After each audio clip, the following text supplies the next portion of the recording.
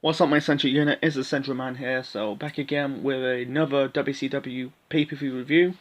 So this time I'm going to review WCW Spring Stampede 1998. The date for the show was the 19th of April 1998. The venue for the show was at the Denver Coliseum in Denver, Colorado. The attendance for the show was 7,428. The tagline for the show was "The biggest, baddest, noble." The commentators for the show was Tony Schiavone, Bobby Heenan, and Mike Tenay. This pay-per-view marked as the 1 year, or really the 1 week after Raw beat Nitro in the ratings for the past 80, I think it was 82, 83 weeks, or really the past 3 years, or nearly past 3 years, that WCW was beating Raw in the ratings. The weekly ratings war between Raw and Nitro, and then Raw managed to beat Nitro for the first time. It was a bit of a power shift. Anyway, so yeah, let's start with the opening match of the show. That is Goldberg taking on Perry Saturn, represent Raven's Flock, with Billy Kidman in his corner. I thought this was going to be a typical Goldberg's squash match. Goldberg in his matches in WCW. They end up like Goldberg competes in 1 or 2 squash matches, but this was nearly 10 minutes. It was 8 minutes 10 seconds, and it's a really good decent opener. Like the little bit of the bulk of the match, Saturn kind of like working the arm of Goldberg, like basically. He placed one of Goldberg's arm behind the steel steps, did like a move on it, or really a drop kicked it, and like he kind of locked in Goldberg's arm with a cross arm breaker. I think he kind of locked in with a the reverse arm bar. Trying to soften the arm up to set up the Saturn's submission hold, the rings of Saturn. The little bit of the Flock did interfered. I think that was Sigfoy. I think Kidman got involved. Goldberg was not having it. Saturn locked Goldberg into the rings of Saturn. Goldberg managed to get out the hold, turn it into the jackknife to win this match. And was it jackknife, jackhammer to win this match? Yeah, and Goldberg is 74 undefeated at the time. And really, you can tell the fans are starting to get behind Goldberg. Goldberg's winning streak was, at the time, a big thing. Okay. The second match of the night, we got Chavo Guerrero Jr. with his Uncle Eddie taking on Ultimo Dragon. And this was another good match. A really good cruiserweight match. Eddie was a bit frustrated, but he was entertaining this match, and the fans were booing Eddie. They basically kind of booed him out of the building, like they were chanting, "Eddie sucks, Eddie sucks," and then Eddie like he was getting frustrated. He was going near, every time Chavo was laying on the floor, Eddie says, "Think about the consequences. Consequences. If you don't do it." Because I think at the time Chavo was kind of on a losing streak. This is before my time. I kind of watched this on the network. And then I think that one moment of the match, you had basically Eddie slap Chavo. This is your moment because he's wasting the opportunity to beat the Ultimo Dragon. Anyway, Ultimo Dragon got the win. He really locked Chavo with the Dragon sleeper hold. Tapped out. They kind of have this bit of a confrontation. And this was like months before the whole, NWO. The reason why, because the NWO is basically the cruiserweights version of the NWO. Latino World Order. I think you had was it Eddie, Rey Mysterio, basically the luchadors in the cruiserweight division. This was like later that year in October. Yeah, this was a really good match. And then we got the WCW World Television title match. And we got Booker T, the champion, defending the belt against Chris Benoit. And this is match of the night. Match of the night in the show. Yeah, I felt like, Booker T, and this was sort of like an old school wrestling match. Yeah, I find some parts of the match was boring, but they told a good story. Like, I think, Booker kicked out the flying headbutt. One more of the match you had, basically Booker was, did the spin-a-rooney. Yeah, he didn't really call it the spin-a-rooney. I think he was start doing the spin-a-rooney. And still wearing the Holland Heat colors. I think it was like 99 or 2000 he went solo. Anyway, so one more of the match, he kind of like he was going for a hit Benoit with the kick, the axle kick, but he accidentally hit the referee. And then it's self-proclaimed controversial. Like, there's controversy in this match, like, Benoit locked Booker with the cripple crossface. Booker tapped out, but the referee did not saw. In the end, like, Booker hit Benoit with the Holland kick to win this match and retain the World Television title. And throughout the whole bit of '98, really the title changed hands. This was the title picture between '98 was between Benoit and Booker T. I feel like every time they kind of flip-flopping the belt, hop-turning the belt in the whole bulk of '98. Like, a few weeks later, Benoit won the title on the live event. Really, they won the title change on the live events. I don't think they had like I think they defended one more time on pay-per-view for the TV title. Like, throughout the whole title picture for the TV title was basically Benoit and Booker T. Anyway, moving on to, we got Bulldog taking on Kurt Hennig. You had Bulldog, British Bulldog is Davey Boy Smith. You got Jim Neidhart in his corner, and Kurt Hennig. I know he's Mr. Perfect in the WWF, but in WCW he's using his real name. You got Rick Rude in his corner. You had this police officer kind of handcuff both Neidhart and Rick Rude. Rick Rude's refusing to get handcuffed, and the referee says if you don't do that, you get ejected from the match. And he managed to get himself handcuffed with Neidhart. And this match disappointed. You had Bulldog kind of work on the leg of Hennig because Hennig was wearing like a knee brace. I feel like one part of the match, Bulldog managed to lock in the sharpshooter. And and then you got this outside of the ring. You have this competition. You really like Rick Rude trying to interfere. Neidhart stopped them, and Rick Rude managed to gouge the handcuffs. Kurt Hennig won this match. Rick Rude beat down both Bulldog and Neidhart. They're using like choking both Bulldog and Neidhart with the police baton.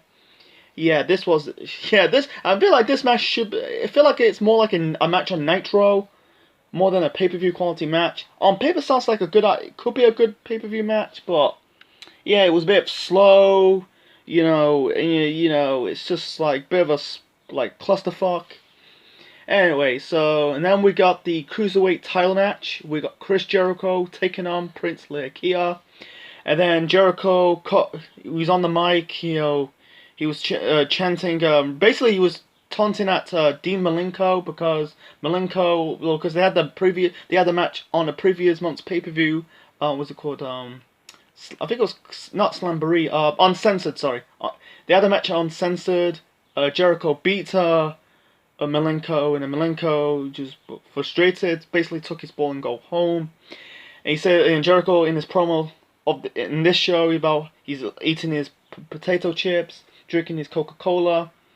Anyway, this match was good. People, I watched a lot of reviews on this show. This match sucked, but I disagree. I think this was good. Iaukea had some moments, had his moments. I thought he would beat Jericho for the title. Did the running somersaults. He did like roll-ups. Jericho countered it. Jericho on 2 occasions trying to lock in the Lion Tamer. And, Iaukea, countered it. In the end, Jericho locked in the Lion Tamer for the 3rd time to win this match. And as he took one of Iaukea like, this type of towel. I don't know what it's called, And then, I think he still, Jericho in '98 was over. He was over as a heel, did the whole 104 moves. You could tell he was getting over as a heel in the Cruiserweight division. Okay, and then we got Scott Steiner and Buff Bagwell taking on Rick Steiner and Lex Luger.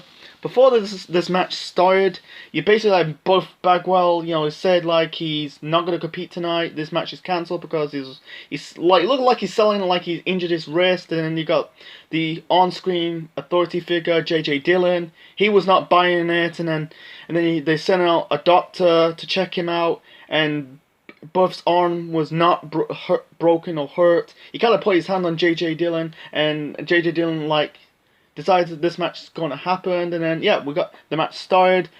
I say this was an okay match. It wasn't bad. It wasn't great. It was an okay match for what it is. It did serve its purpose. Yeah, but yeah, at the time, I think this was a week, and this is the time when this is the first pay-per-view when the Steiners broke up. I think like this was the previous month's pay-per-view uncensored. The Steiners broke up. You could tell Scott was still developing his big Papa Pump gimmick. He's not Big Papa Pump yet, but soon. Yeah, you had Rick chasing Scott out of the ring. Rick chased his brother Scott out of the arena. Lex Luger locked Buff Bagwell with the torture rack to win this match. Yeah, it was, like I said, it's just an okay match. It just served its purpose. It was not bad, but not great, but it's kind of like thumbs in the middle show. Anyway, and then we got Psychosis versus La Parker. I thought on paper that could be a good cruiserweight match, but unfortunately it wasn't a good cruiserweight match. Very slow, bit of a clusterfuck. Psychosis got the win, hit the also got the guillotine, Hurricanrana to win this match, and let's move on. Okay, and then we got the first, I think it's the first ever baseball on the pole match. We got Hollywood Hogan and Kevin Nash representing the NWO, taking on Roddy Piper and the Giant. This storyline's over when Kevin Nash, the jackhammer or the jackknives? His powerbomb was banned because, he was getting fined. Anyway, so yeah, this match, people, like I said, people, I see a lot of people's reviews on the show, Spring Stampede, they think this match sucked. No, I don't think this match sucked. To be honest with you, I think this match was good. It was okay. Yeah, some of the parts was goofy, but I think it did tell its purpose. So, you had was the Disciple interfered. The Disciple is basically Ed Leslie, the formerly known as Brotus Beefcake. Yeah, one moment of the match, you had Hogan was about to hit Piper with the bat, trying to hit Piper's hip with the bat, but Piper got out of the way, hit Nash instead.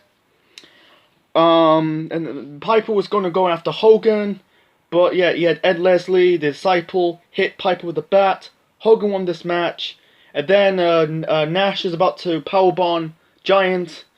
And then Hogan turned on Nash, and you had basically, in the funny part, like Giant broke the bat like a twig, and afterwards he says, "You're going to pay," and this was the sign. I think this is the time that this has set up the breakup between the NWO, between the whole of 96, 97, and the first half of 98, it was just all black and white. And then the second half of 98, Kevin Nash went on to form his group, his version of the NWO Wolfpack, that is the red and black. Okay, and then we got the Ravens Rules match for the WCW United States Championship. We got Raven taking on Diamond Dallas Page.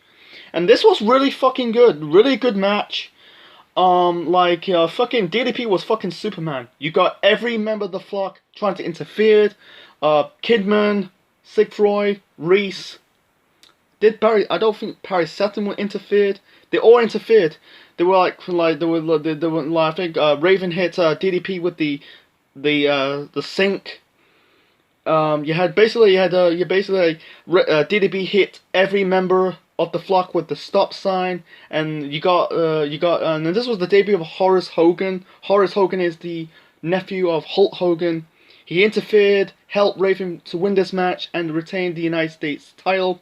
And then this is the last time Raven retained the United States title on a pay-per-view, because the next night on Nitro, Goldberg beat him for the title, and this was Goldberg's first championship as a wrestler. He went on to win the world title later that summer.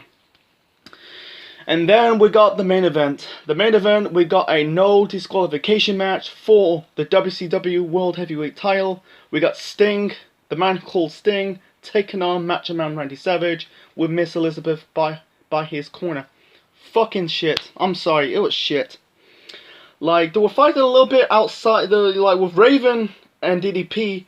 Like, I forgot one part of the match. You had, well, like, DDP kind of did a move on top of the WCW Spring Stampede set near the wagon, and did a move on Raven on the Hell Stack. But this, it was kind of like a bit of a horse fight, bit boring.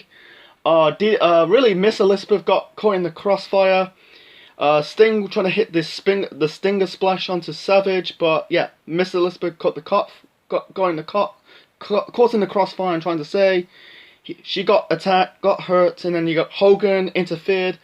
Push Randy Savage out. He was trying to set up the flying elbow, but Hogan interfered, pushed him off. Kevin Nash came out of nowhere, attacked Sting, hit with the I think it was the jackknife or the jackhammer. I keep confusing because I'm confusing Goldberg's finisher to Kevin Nash's finisher. Anyway, Randy Savage won this match, and we got the new WCW World Champion. Unfortunately, that never lasts long because Hogan won the belt the next night on Nitro, and also I think this is the same night as Bret turned heel.